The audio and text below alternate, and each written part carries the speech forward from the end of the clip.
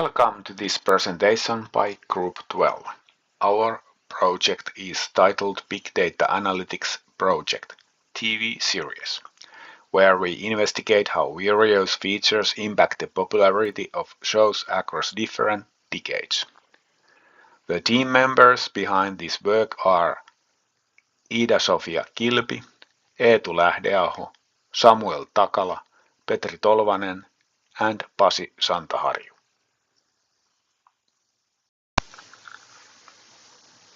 The technology stack was chosen to support scalable data processing and flexible cloud storage. We used Python as our primary language with Apache Spark handling the big data processing. For our database, we utilize MongoDB Atlas connected via the MongoDB Spark connector. Visualization were built using the Pandas, Matplotlib, and Seaborn libraries. The workflow for this project consists of 5 main stages. It begins with data processing in Spark, followed by data storage and indexing in MongoDB.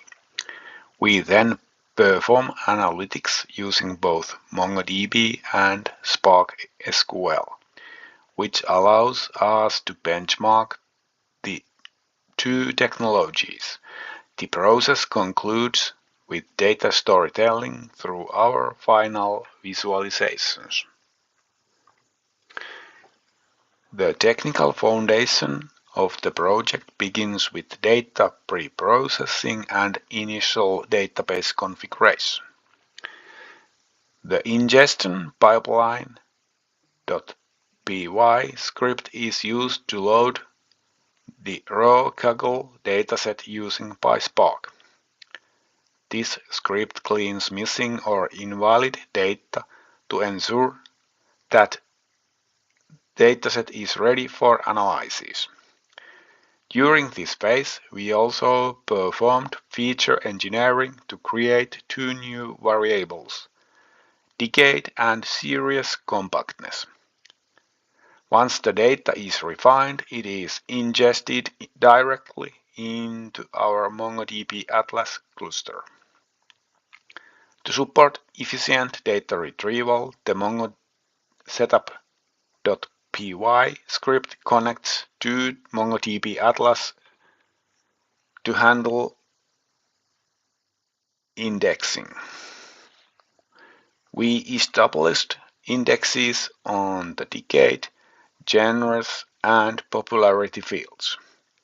These indexes are vital for the project as they significantly improve query performance, making our analytical tasks much more efficient. In this phase of the project, we did Spark-based analytics using PySpark and Spark SQL. First, we connected Spark to our MongoDB Atlas database and loaded the cleaned dataset into a Spark data frame. This dataset was already processed earlier in the ingestion pipeline. Next, we created temporary view in Spark, which allows us to use SQL queries for analysis. This makes logic very similar to the MongoDB queries that we used earlier in the project. Then we use 2 main analytical queries. The first one identifies the top 5 genres per decade by calculating the average popularity and the number of series for each genre. The second query focuses on success profiles.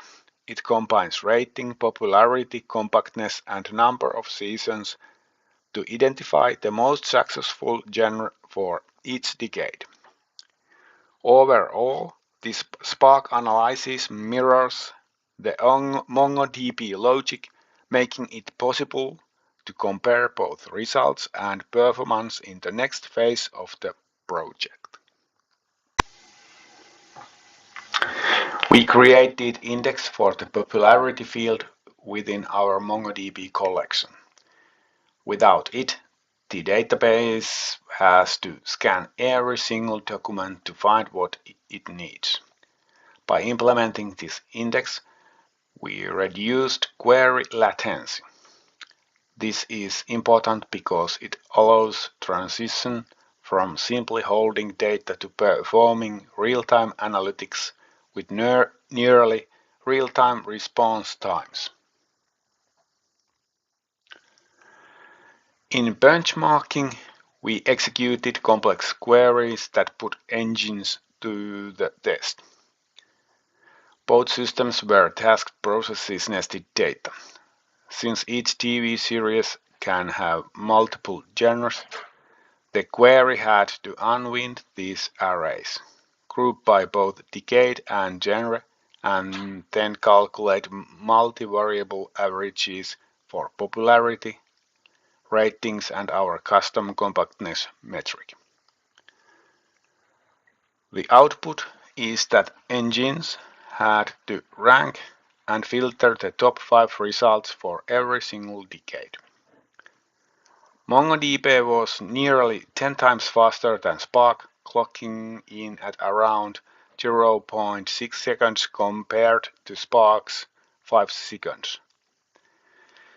Since our data lives in MongoDB Atlas, performing the calculation directly on the server is more efficient than pulling all that data over the network into Spark's memory. In visualization.py, we used pandas for data handling and Seaborn and Matplotlib for the visuals. We transformed our raw analytical results into intuitive graphs, and over all 3 visualizations were created. Heat map for popularity, scatter plot for correlation between episodes and ratings, and bar chart for popular genres. Each chart will be presented in results section next.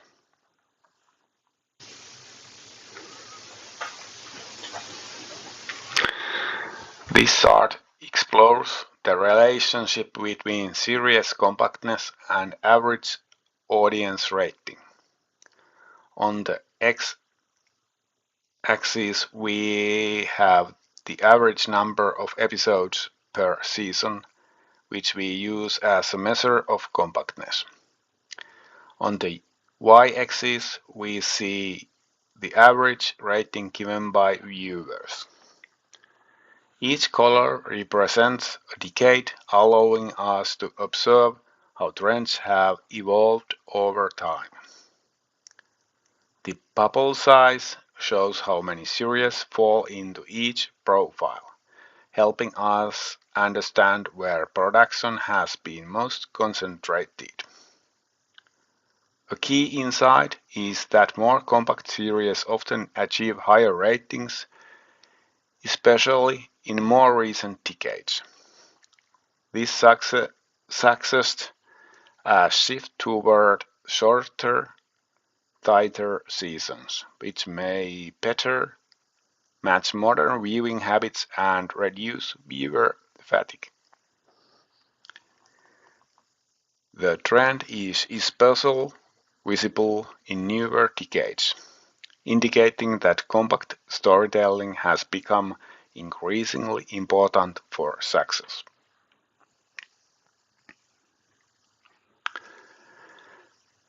This chart highlights the most consistently popular genres across all decades.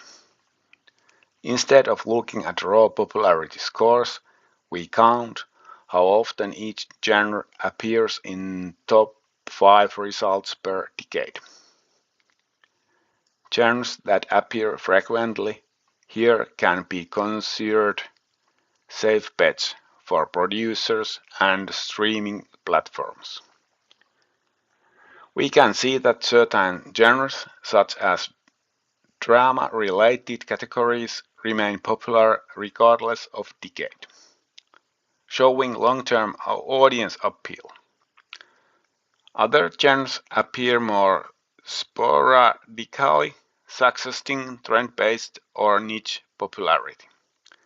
This analysis helps distinguish between stable, evergreen genres and those that rise and fall with time. Overall, the chart supports data-driven content planning by identifying genres with proven consistency.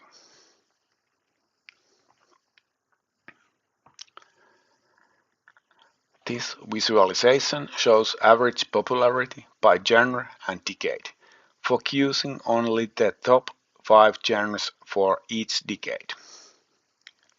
It allows us to see how genre popularity shifts over time, rather than treating popularity as static. Some genres peak strongly in certain decades but decline later, reflecting changes in audience preferences and cultural trends. Other genres maintain steady popularity across multiple decades, reinforcing their long-term relevance. This decade-based view is important because it shows that success in one era doesn't guarantee success in another. The insight here is that combining historical trends with current data can lead to better strategic decisions in TV series production. Overall, this slide ties together our analytics by showing how time, genre, and popularity interact. Thank you.